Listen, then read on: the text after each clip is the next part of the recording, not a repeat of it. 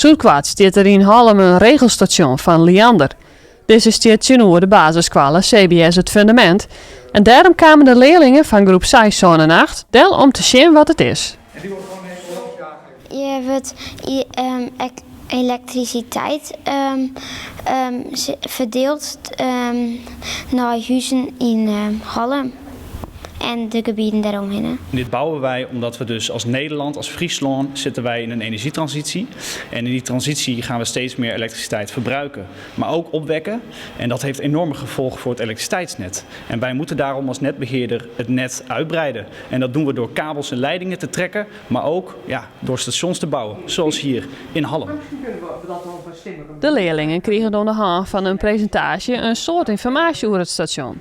Ik zeggen ze biedt echte werk.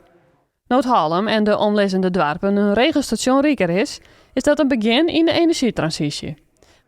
Maar wat is de leerlingen na deze dag nou echt bijbleun? Dat ze hier het licht bij scholen uit kunnen zetten, alleen elektriciteit. Ze van voet kunnen hebben, dan hebben ze geen wifi meer. Heeft iemand dit wel eens gezien? Ja. Voor het bouwen van dit soort stations en voor het trekken van al die kabels en leidingen hebben we mensen nodig. Nou, zoals jullie weten, we hebben een tekort aan personeel. Het zou super mooi zijn als we vandaag al een aantal van de jongeren hebben kunnen enthousiasmeren voor een baan in de techniek.